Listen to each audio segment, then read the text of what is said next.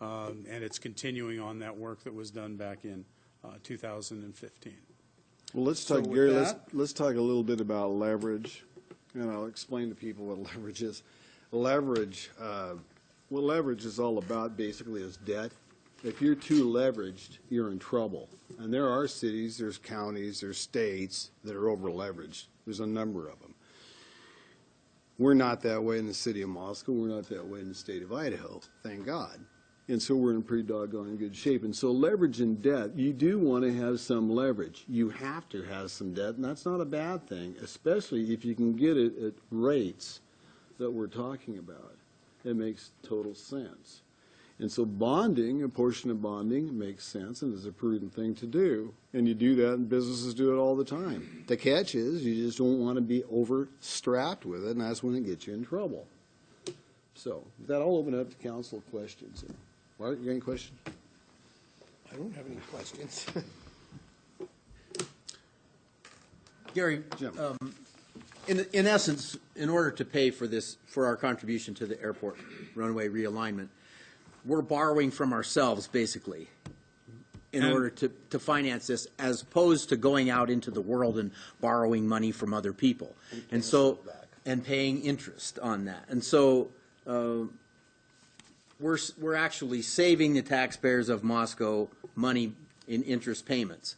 The money's already there. It's already been collected. We have it in hand, and it's earning 0.25% or whatever. And at this point, we're using those funds to finance our contribution to the airport, and then we're paying that back with the foregone tax amount over a period of years, correct? Yes. So actually, it's the cheapest way that we could finance this, that we have available to us at this time.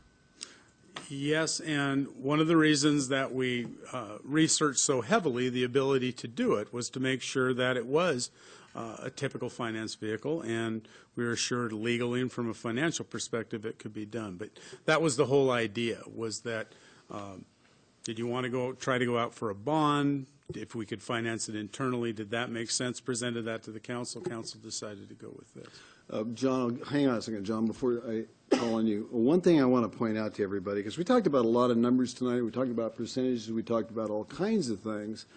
And for those folks that don't understand it, I clearly invite them here on August the 15th, because we're going to have a budget hearing process, and people will get a chance to ask questions if they don't understand this or if they don't know how this works, and we'd be more than happy to tell them and explain it in depth. And like I said earlier, some people grasp business, some people grasp finance, some do not. It goes right over their head. And that's okay. You know, we're not all that fitted that way to make it happen. But this is a very open process. Everything we're doing has been through open meetings, through all kinds of discussions and talk. I don't even know how many different meetings we've had. But it's right out in front for everybody. And that process, folks, will continue not only for this budget process, but for every budget process forward. The same thing in 2016 and 2017, for 2018 and 19 as we go along. John, question. Yeah, Gary, with the 2.5%, if we were to borrow that money out in the market or run a bond, we would probably be paying more than 2.5%. Is that correct? We haven't priced GO bonds, but I'm assuming that it would be north of 3%. Okay, so what we're going to do here is we are essentially going to pay ourselves 2.5%. Exactly.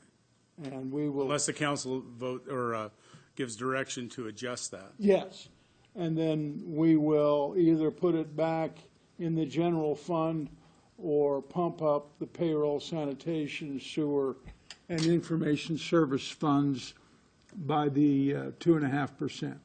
Yeah, they'll all get paid back, yes. Okay. And the interest will be allocated to that particular fund. And I want to make it clear, too, that I think as far as the financing vehicle itself, it makes sense if you can utilize that funding and it's approved by council to move forward with it. Questions about where it's coming from, what's happening with it. Again, I welcome the opportunity to show how it's being done, and want to assure the council and the mayor and the public that no projects are being foregone, no rates are being increased because of this. These funds would be invested at any rate. So that, we're just continuing our regular course of business. In addition to what Gary's talking about too, we're putting $2.5 million our share, and of course we've got partners in this, and we're going to end up with a $100 million project overall worth $100 million. To me, that seems like a pretty good, pretty significant cost effect, 2.5%. Walter. Thank you. Gary, following up on John's question, you're not going to increase the reserves by the additional interest, are you? No. They will get paid back into that particular fund. If it came from the general fund. To the prescribed percentage of. Precisely. However you figure it. Yep, exactly. So the extra interest money will actually be interest income to the city. Yes. But if it's to the sewer, but But the not to sanitation not to the fund, sewer fund, not to the No, the sanitation fund. interest not- that is paid, if the funds are invested from the sanitation fund, the interest will go back to the sanitation fund. Sewer fund as well. And those funds will be increased from what they would have been had this never happened? Yes. By the amount of interest, just as when we invest enterprise funds, that interest goes back to those particular funds as well. But not, it will not be, if I may? Sure, go It ahead. will not be held as a permanent reserve. In other words, we're still only holding 3 months' worth. Oh, yes, the reserve doesn't change. It's based on the succeeding year. Okay. But the interest income would go back to the fund and be utilized for For capital project. Whatever you want it You bet. Thank you. for. Okay. Yep, for whatever I you got want. Like the mayor said, some of us don't understand finance. Well, and to be clear, the interest is coming from the foregone amount. Yes. That's where it's coming from. So in the future, if we decided, well, we've paid these funds back and we don't need that we could forego more in the future to compensate that in order to, from a taxpayer standpoint, you're paying yourself. You're borrowing from your savings account and paying yourself back at some rate of interest. And if you decided you didn't need that in your savings account, you wouldn't have to pay it back. As long as the capital came back to the reserve fund of all these, to the enterprise fund, you've broken even on the deal, or at the rate of interest you would have gotten for those funds to be invested in the marketplace. Yeah, certainly a way of looking at it.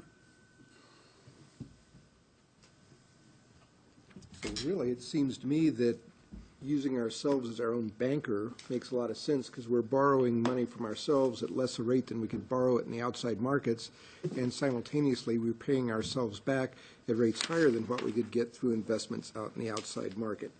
So in terms of strictly the cash flow, it makes sense, but beyond that, relative to the airport itself, being able to use our $2.5 million to facilitate that project, we're amplifying our investment by, instead of, our 8.25%, investment is amplified by that other 91.85%, which to me is also a heck of an investment to be able to leverage a huge project for less money than we otherwise need to contribute. And beyond that, what do we get out of it at the end? We get a regional airport that's actually functional, that is operating safely, and can function in better weather or worse weather conditions than it does at the moment, which we desperately need as a region.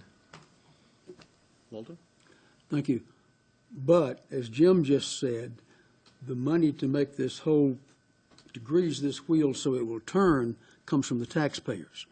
We went back and picked up foregone property taxes, so we have an infusion of cash we didn't have before. And rather than like a bond that has a drop-dead date, this goes on forever unless we stop it. In other words, once you take a foregone amount, it's taken every year subsequently after that. It's permanent, unless the council would act to stop it. So Or unless the council found some other project that they wanted to use it for as well. yeah. I mean, there's all kinds of things, all kinds of different ways you I can would do agree. it. We can spend every penny we can take from people.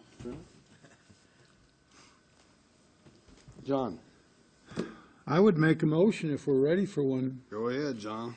I would move that we approve the attached resolution authorizing acceptance of the current FAA grant funding request. I would second that motion.